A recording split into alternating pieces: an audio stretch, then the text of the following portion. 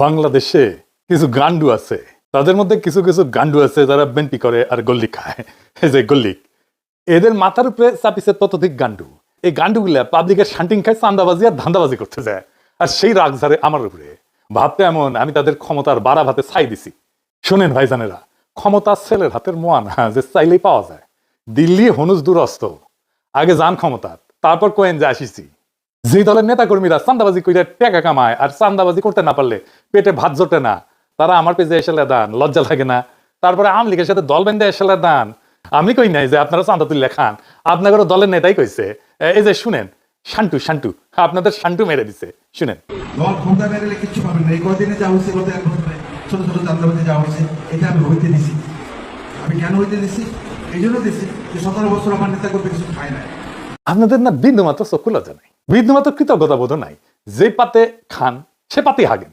1975 15ই আগস্টে মুজিবরে ফুটা না করলে আপনাদের দলের জন্মই হইতো না। সেই 15ই আগস্টের বিপ্লবীদের বাঁচান নাই আপনারা। হাসিনা মামলা শুরু করেছিল, শেষ করতে পারেনি। আপনাদের টাইমে এসে জেলে রেখে দিচ্ছেন তাদের, যেন পরের টাইমে এসে ফাঁসি দিতে পারে, তাই করেছে। যে জামাত ছাড়া 2002 সালের নির্বাচনে ভূমিধ্বস বিজয় পাইতেন না, সেই বিএনপি আজকে জামাতের বিরুদ্ধে কামান দেখিচ্ছে। খামান জামাত নাকি স্বাধীনতা বিরোধী, রাজাকার, আল বদর। তাও তো সেই টাইমে বিএনপি তার জোট সঙ্গীকে জিতাইছিল, ভোট টোট দিচ্ছিল। এই টাইমে জোট সঙ্গীকে ভোট টোট দিবে না। যে সমস্ত জোট সঙ্গীকে তারা নমিনেশন দিচ্ছে, তাদের তো এলাকায় ঢুকতে দিচ্ছে না। জোনায়েত শাকের বিরুদ্ধে এখন ঝাড়ু মিছিল করছে।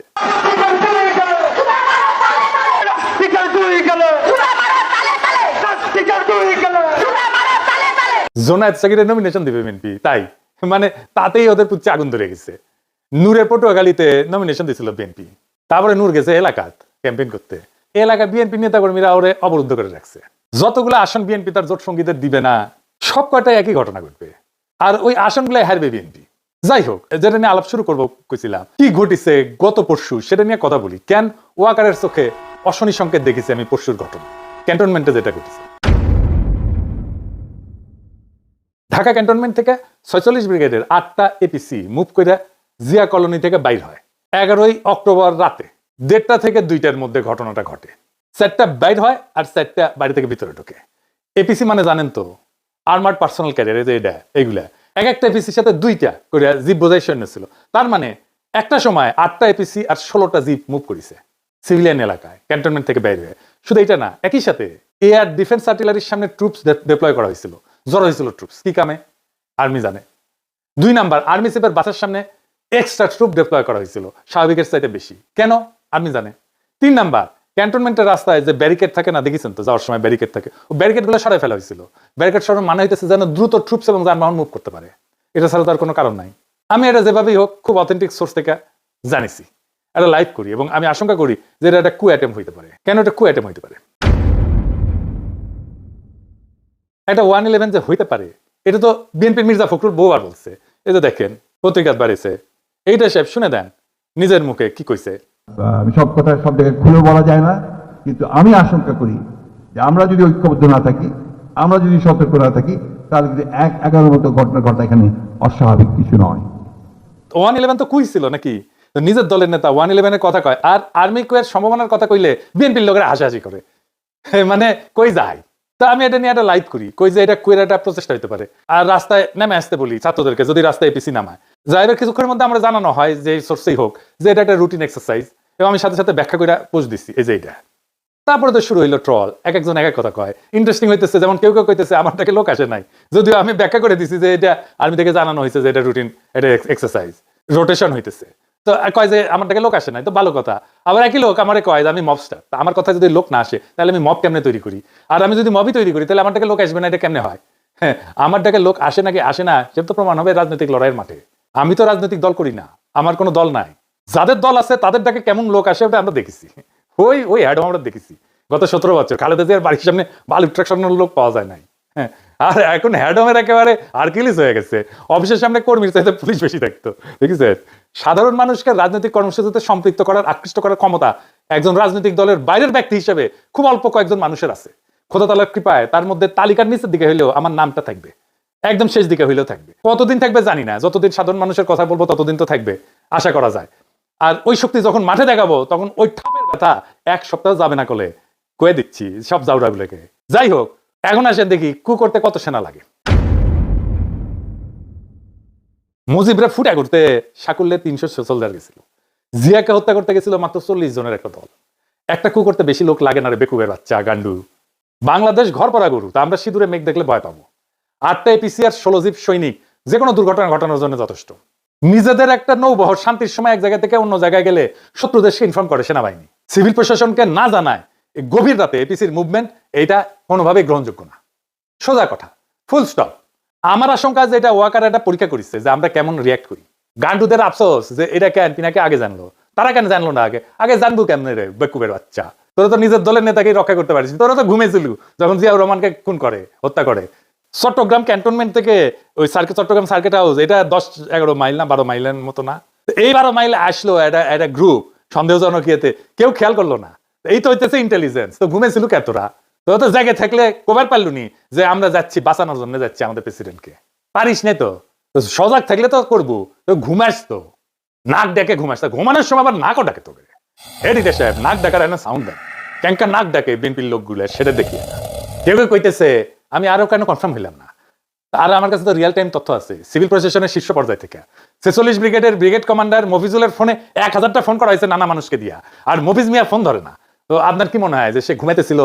মোটেই না, ইচ্ছা করে ফোন ধরে না। এই সময় কি করা যায়, কি করা উচিত? চুপ করে বসে থাকা, কনফার্ম করা, আর কি করে ফেলবো? এই প্রসঙ্গে কর্নেল মোস্তাফিজের বক্তব্য শুনি, কি কইছে। পিনাকি তাকে দেখছেন একটা লাইভ করতে যে 46 ব্রিগেডে একটা মুভমেন্ট হয়েছে। হ্যাঁ, this is a routine movement, but এটা প্ল্যান করে এখন নিয়ে আসা হয়েছে। কাদেরকে থামানোর জন্য? যে ছেলেগুলো রাস্তা নামছিল বলার জন্য যে এই যারা গুম খুনের সাথে জড়িত তাদেরকে পুলিশের কাছে হ্যান্ড ওভার করে দিতে হবে, তাদেরকে যেন জেনারেল ওয়াকার বাঁচাইতে না পারে। এটা কভার করার জন্য একটা চিকন বুদ্ধি করছে। মানে আমি এটা কেমনে জানলাম? আমি তো সবসময় এটা নিয়ে অনেকে ফান করে, যারা ওয়াকারের পালিত কিছু কুকুর আছে, কিছু হলেই আয়সা যুক্তিতর্ক বাইর হয়ে যায় আর কি, যেখানে সেখানে আমি লাইভ করি। ওই কুকুরগুলা তখন এই যে এই সুযোগটা দিচ্ছে আর কি, কুকুরগুলা দিয়া স্প্রেড করা যে সাপ মারলো লাঠি মানে ভাঙলো না, কি যে এই এপিসি মুভমেন্টটা ইচ্ছা করে এই টাইমে করা হয়েছে যেন এটা একটা থ্রেট হয়। সবাই যে গরম হয়েছে, আমি জাস্ট ভারমন্টের দিকে আইসা আলবেনিতে লাঞ্চ করার জন্য রেস্টুরেন্টে উঠছি, সাথে সাথে 4-5 জন আমাকে ফোন করছে যে এই হইতেছে হোয়াট ইজ দ্য নিউজ। আমি কয়েকজনের কাছে নিউজ দিলাম, তাদের কোনো রেসপন্স পেলাম না। অবশ্য মনে হলো এরকম একটা হলে তো আমার 1-to-1 জানার কথা। হ্যাঁ, গ্যারান্টি। এই যে 46 যে মুভমেন্ট হচ্ছে বিদ্রোহীদের কাছে চলে গেছে, এটি হচ্ছে মেইন জিনিস। এটা থেকে শিক্ষা গ্রহণ করতে হবে আমাদের জেনারেল ওয়াকারুজ্জামানের, যে আপনি ইচ্ছা করলে কিছু একটা করলে পার পাবেন না, এটা ভালো মতো জানেন। বিএনপির গান্ডুগুলারে কই, শহীদ প্রেসিডেন্ট জিয়াউর রহমান ডিফ্যাক্টো এবং ডি জুরো মিলায় ক্ষমতায় ছিলেন 5 বছর 6 মাস 23 দিন। কয়া দিলাম, লিগে রাখেন। এর মধ্যে কু হয়েছে কয়টা জানেন? 19টা। শেষবার কু করছিল 24 ইনফ্যান্ট্রি ডিভিশনের জিওসি মেজর জেনারেল মঞ্জুর, যিনি একসময় জিয়ার অত্যন্ত ঘনিষ্ঠ মিত্র ছিলেন। সেইবার আর উনি সার্ভাইভ করতে পারেন নাই। কয়েক মাস পর পর একটা করে কু হইতো। গোয়েন্দা সংস্থা থেকে কিন্তু জিয়াউর রহমানকে সতর্ক করা হয়েছিল, কর্ণপাত করেননি। অ্যান্থনি মাসকারেনাসের মতে জিয়া ব্যক্তিগতভাবে মঞ্জুরকে গভীর সম্মান করতেন। চট্টগ্রাম ক্যান্টনমেন্টের সৈনিকদের অস্বাভাবিক মুভমেন্টের কথা জিয়াকে জানানো হয়েছিল, কিন্তু উনি গুরুত্ব দেন নাই। সম্ভবত আগের কুগুলা কাউন্টার করতে পেরে কনফিডেন্স বেড়ে গেছিল ওনার। পরের ইতিহাস তো আমাদের জানা। এরশাদের সময়ও কমপক্ষে 7টা কু হয়। রনক জাহানের এই বই বাংলাদেশ প্রমিস অ্যান্ড পারফরমেন্স, এইটাতে 7টা কুয়ের কথা বলা আছে। 11তে তো আবার কু হয়। বিএনপি সরকারের ইয়াজউদ্দিনের ক্ষমতা কেড়ে নেওয়া হয়, সে তত্ত্বাবধায়ক সরকারের প্রধান ছিল। যেই দলের প্রতিষ্ঠাতা প্রধান আর্মি চিফ হয়ে জীবন হারাইলেন, নিজেদের অসংখ্য কর্মী 15 বছর জীবন দিলেন, তারা কুনিয়া সতর্কনা থেকে গুজব বইলা উড়াই দিয়া খুব রাজনৈতিক প্রজ্ঞা দেখাইতেছে, যেন বা তাদের কোনোদিন কিছু হয় নাই। বিএনপি কুয়ের ফলে শুধু প্রতিষ্ঠাতার জীবনই হারায় নাই, 2-3 ক্ষমতা হারাইছে। প্রেসিডেন্ট সাত্তার নির্বাচিত সরকার ছিল, তারে কু করে কে হটাইছে? এরশাদ হটাইছে। তোর বিএনপি সরকার কুয়ের মাধ্যমে তো হটাইছে। আদুর রহমান বিশ্বাসের সময় কু করার চেষ্টা করছিল জেনারেল নাসিম। 2007 সালে জেনারেল নাসিমকে তো ভালোবেসে বিএনপি তাদের আর্মি চিফ বানাইছিল। তো তারপরে তারেক রহমানকে দইরা নির্যাতন করছে কে? আর্মি করছে তো নাকি? এই আর্মিরাই তো ম্যাডামকে মনিলরের বাড়ি থেকে বাইর করে ওই বাড়ি মাটির সাথে মিশিয়ে দিচ্ছে। 111 কু করে বিএনপির প্রেসিডেন্ট ইয়াজউদ্দিনকে হটাইলো না তত্ত্বাবধায়ক সরকারের প্রধানের পদ থেকে। এই সেনাবাহিনী সেনাবাহিনী চাইছে, দেখলো না পিলখানা তাদের সহকর্মীদের প্রাণ দেয়াকে? কারণ ইন্ডিয়া কইছিল পিলখানা অভিযান করলে ইন্ডিয়ান আর্মি বাংলাদেশে মার্চ করবে, ঢুকে দেবে। কোনোদিন জিজ্ঞেস করে নাই ইন্ডিয়াকে যে পিলখানা আমি অভিযান চালাইলে তুমি আমার দেশে মার্চ করার কে? এই সেনাবাহিনীর ক্যান্টনমেন্টের ভিতরে আয়নাঘর হইল। এই সেনাবাহিনী 2024 জুলাই আগস্টে গুলি চালাইলো, ছাত্র জনতা মারলো, আশ্রয় দিল আওয়ামী লীগ আর পুলিশের দুর্বৃত্তদের, পালাই যাইতে দিল নিজের বাহিনী দুর্বৃত্ত জেনারেলদের, এমনকি আওয়ামী লীগের নেতাদেরকেও। এরপরে এদের শিক্ষা হয় না। কি প্রগাঢ় বিশ্বাস এদের এই জেনারেলদের প্রতি। আর একটা জিনিস বিএনপির গান্ডু ছাপড়ি বুদ্ধিজীবীদের জানাই দিই, ওরা জানে না কি সেটা। আসেন এটা দেখি। বিএনপি সরকারও তো ভারত 2007 সালে জানুয়ারি না, তার আড়াই বছর আগে 2004 সালে সেপ্টেম্বরে কু করে ফেলা দিয়ে হাসিনাকে ক্ষমতা বসে তাজীবনের জন্য। এর জন্যই তখন বাংলাদেশে একের পর এক রহস্যজনক জঙ্গি হামলা হওয়া শুরু করে 2004 সাল থেকে। এরপরে রহস্যজনক ভাবে 21 আগস্ট গ্রেনেড হামলা হওয়ার পর বাংলাদেশ সেনাবাহিনীর প্রাক্তন সেনাপ্রধান এবং আওয়ামী লীগের 1996-2001 সালে সাবেক জ্বালানি মন্ত্রী নুরুদ্দিন খান সেপ্টেম্বর মাসে আমেরিকান রাষ্ট্রদূত হ্যারি কে টমাসের সাথে দেখা করে আমেরিকান সরকারের গ্রিন লাইট চায় কু করার জন্য, কু করার জন্য। এবং এই জন্য সে সেনাবাহিনীর বিভিন্ন কর্মকর্তার সাথে কথা বলে রাখছিল। আমেরিকান রাষ্ট্রদূত এরপর তৎকালীন বিএনপি স্থায়ী কমিটির সদস্য লেফটেন্যান্ট জেনারেল অবসরপ্রাপ্ত মাহবুব রহমানের সাথে দেখা করে এবং এই বিষয়ে জানায়। বিস্ময়করভাবে মাহবুব রহমান এই ব্যাপারে খুব বিস্ময় প্রকাশ না করে রাষ্ট্রদূতকে উত্তর দেয় যে আমেরিকা যদি গ্রিন সিগন্যাল দেয় তাহলে অবশ্যই কু হবে। হ্যাঁ, বিএনপির নেতা সে বলতেছে কু হবে। তিনি তার নিজের দলের প্রধানমন্ত্রী খালেদা জিয়াকে সেই মিটিং এর তুচ্ছতাচ্ছিল্য করে কথা বলে। এই হচ্ছে বিএনপির নিজেদের ভিতরের ঐক্য। আর এবার যদি কইতো তাহলে বিরানি আমলম, কচু খেতি, ওয়াকারের পথ বালক কেউ আগায় আসতো না। উল্টায়রা জেনারেল মাহবুবের মতো বিএনপিকে গালিগালাজ করতো। সেই সময় তখন আমেরিকান সরকার কনভিন্স হয় নাই যে বাংলাদেশে ইসলামী জঙ্গির উত্থান করছে, সেজন্য হ্যারি কে টমাস কু করতে গ্রিন লাইট দিতে অস্বীকার করে। এটা কেমনে জানলাম আমি? সে হ্যারি কে টমাস এই ঘটনার বিস্তারিত বিবরণ 2004 সালের 16 সেপ্টেম্বর তার নিজের বস আমেরিকার পররাষ্ট্রমন্ত্রীর কাছে একটা সিক্রেট কেবল টেলিগ্রাম করে পাঠায়। সিক্রেট টেলিগ্রাম আমি কেমনে পেলাম? এটা উইকিলিক্স করে দিছে। এই টেলিগ্রামটা উইকিলিক্সের অন্য সব দলিলের সাথে প্রকাশ করা হয়েছিল। এখানেও আছে, দেখেন এডিটর সাহেব দেখেন, গান্ডু ও মূর্খ সদা বিএনপির ছাত্রী বুদ্ধিজীবী পরিস সেগুলা। এরপরের ইতিহাস তো সবার জানা। 2005 সালে বাংলাদেশে হঠাৎ করে অনেক অনেক রহস্যজনক জঙ্গি হামলা হওয়া শুরু করলো। এর সাথে 63 জেলাতে একসাথে বোমার বিস্ফোরণ ঘটলো। ইন্ডিয়া, প্রথম আলো, দিল্লি স্টার এই সময় ক্রমাগত আমেরিকার কান ভারী করতে থাকলো যে বাংলাদেশে জঙ্গি হামলার হিন্দু নির্যাতনের বানোয়াট খবর দিয়া। এইসব রেকর্ড উইকিলিক্স আছে। অবশেষে আমেরিকা কনভিন্স হয়, 2007 সালে কু করার গ্রিন লাইট পায়, ভারতীয় মদতপুষ্ট কুলাঙ্গার মইনু 111 ঘটায় এবং ফখরুদ্দিনকে ক্ষমতায় বসায়। তারপরে ইতিহাস সবার জানা। তারপরে বিএনপি শিক্ষা হয় নাই। এখন হাসিনা রেখে যাওয়া উচ্ছিষ্ট সেনাবাহিনীর জেনারেলদের পাশ আটে আর ইন্ডিয়ার কাছে গিয়ে পেন নাম ঠুকে। বিএনপি যখন গোয়ামারা খায় তখন এর আবাল বুদ্ধিজীবীরা পালায়, এরাও পালাবে। বিএনপির বাকি নেতা কর্মীরা কাটতে কাটতে আবার আল্লাহর কাছে বিচার দেবে যে ইনকা কইরা শালার পুত ভোট দেন দান আবার ঠিক সুদাও। সবাই হাত তোলেন। ওই শালার পুতরা মুনাজাত কর, মুনাজাত কর। ওই পুরো শালার পুতরা মুনাজাত কর। মাইক আনতে বলছেন। আল্লাহ তোমার কাছে বিচার দিলাম।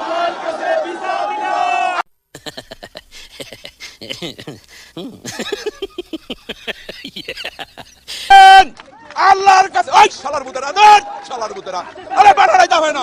আল্লাহর কাছে বিচার রইল। ও ভাই স্লোগান দেন না, এবং স্লোগান দিবি মেলাম, এবং এই রকম বিচার আল্লাহ সহ্য করবে না। যার ওই তুমি ঠিক দাও কেন?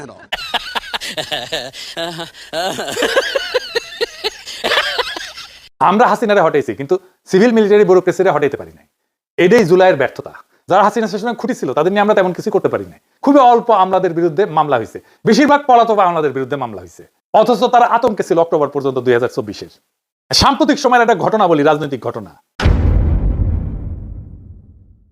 2016 সালে এরদোগানের বিরুদ্ধে কু করার চেষ্টা করলো সেনাবাহিনীর আলট্রা সেকুলার অংশ। বাঙ্গুল্যান্ডের আলট্রা সেকুলাররা কিন্তু খুব খুশি হয়েছিল তখন। এরদোগান পাওয়ার কনসলিডেট করে যারা প্রত্যক্ষ এবং পরোক্ষভাবে কুয়ের সাথে যুক্ত ছিল তাদের মেরুদণ্ড একেবারে ভেঙে দিচ্ছে, তামা করে দিচ্ছে, গুড়া করে দিচ্ছে হাড্ডি। প্রায় 10,000 সেনাবাহিনীর অফিসার আর সৈন্যদের চাকরি গেছে, জেল হয়েছে। তদন্তে 20 লাখ লোককে জিজ্ঞাসাবাদ করা হয়েছে।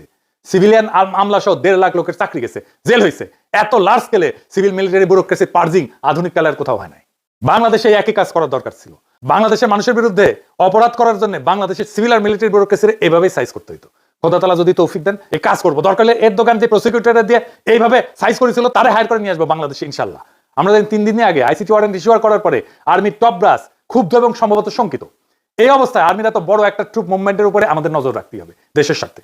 এই মুভমেন্টে কোনো মিলিটারি কোর্স চেষ্টা প্রস্তুতি হোক বা না হোক, সিভিল অ্যাডমিনিস্ট্রেশনকে এই মুভমেন্টের আগাম খবর না দেওয়াটা নিয়মের ব্যতিক্রম। এই মুভমেন্ট অত্যন্ত অস্বাভাবিক। যদি হঠাৎ দেখি যে একটা মিলিটারি কুশ শুরু হইতে চলতেছে, আমরা আমাদের সাধ্যমতো সেই কুকে ঠেকানোর চেষ্টা করবো দেশের সাধারণ মানুষের সম্মিলিত শক্তি দিয়ে। পারি না পারি অন্য কথা, বড় সড়ো কিছু ঘটার আগেই প্রিএমটিভ মেজার হিসাবে যা যা পদক্ষেপ নেওয়ার তা নিব। আপনারা এইটা বুঝে দেখেন কিভাবে আওয়ামী লীগ, বাকশালী আর বিএনপি আর কচু খেতি ওয়াকারের পথ ভালো একই সাথে আমার পিছে লাগে, একই সাথে। তার মানে এদের একটা ঐক্য আছে। ইন্ডিয়া, বাকশালী, আওয়ামী লীগ, ওয়াকারের পথ ভালো, এরা সব এক গোয়ালের গরু। আমাদের ছাত্র জনতা জুলাই বিপ্লব করে হাসিনার ফ্যাসিস্ট শাসনের পতন ঘটাইছে। মনে রাখবেন, আমাদের ক্ষমতা আছে কু ব্যর্থ করার। আমরা নিশ্চিত আমরা যারা সবাই জুলাই বিপ্লবকে অন করি, আমাদের দায়িত্ব হবে যদি আদৌ তেমন কোনো ষড়যন্ত্র হয়ে থাকে এবং ভবিষ্যতে কখনো কুয়ের পরিকল্পনা হয়ে থাকে, তার বিরুদ্ধে সর্বশক্তি দিয়া রুখে দাঁড়ায় সেটাকে ব্যর্থ করে দেওয়া। এই কু ব্যর্থ করার লড়াইও হবে আমাদের বিপ্লবের অংশ। এই বিপ্লবকে রক্ষা করার দায়িত্ব আমাদের সবার। ইনকিলাব জিন্দাবাদ।